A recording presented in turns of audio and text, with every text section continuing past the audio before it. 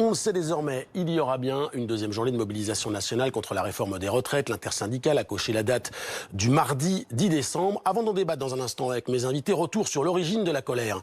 Sur ce document qui a mis le feu aux poudres cet été, Jean-Paul Delevoye dévoilait son rapport, de simples préconisations qui vont être arbitrées la semaine prochaine par le Premier ministre.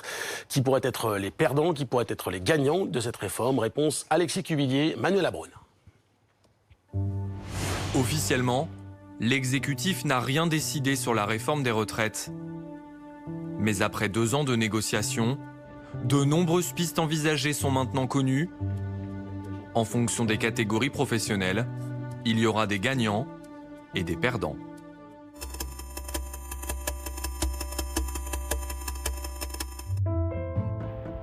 Ils sont aujourd'hui au nombre de 42, mais l'ambition du gouvernement est claire.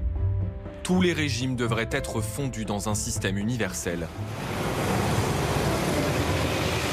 À la SNCF ou à la RATP, cheminots et conducteurs voient aujourd'hui leur pension calculée à partir de leurs 6 derniers mois de salaire, ce qui leur garantit une retraite supérieure à la moyenne française. Si la réforme va jusqu'au bout, la pension sera calculée sur toutes les années de travail, ce qui entraînera mécaniquement une retraite plus basse.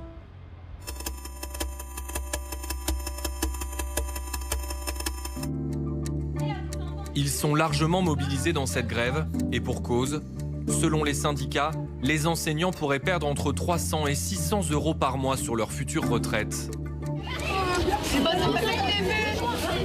Comme les cheminots, dans le système actuel, leur retraite est calculée sur leurs 6 derniers mois.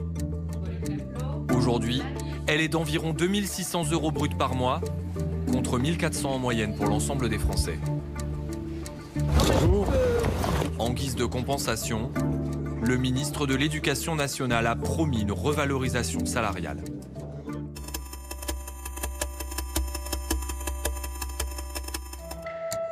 Dépendant du régime général, les cadres ont une pension calculée à partir de leurs 25 meilleures années de salaire.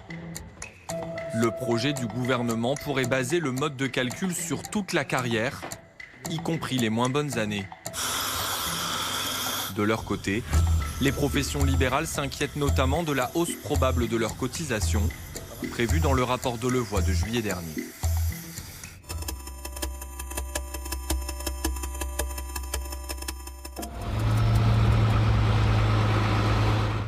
À l'inverse, les métiers de l'agriculture pourraient être gagnants dans cette réforme.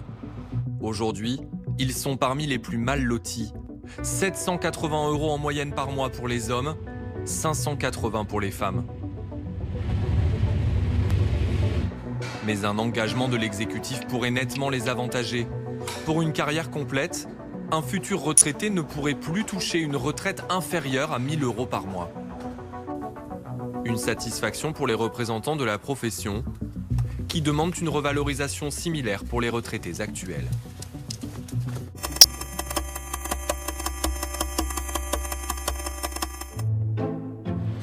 Pas de pension en dessous de 1 000 €, un principe qui devrait aussi profiter à de nombreux indépendants. Aujourd'hui, un commerçant reçoit en moyenne 970 € bruts. L'artisan, lui, un peu plus de 1 000 € par mois. Par ailleurs, les petits boulots fréquents dans les petites entreprises seraient mieux pris en compte. Il ne sera plus nécessaire d'avoir travaillé au moins un trimestre pour déclencher les droits à la retraite.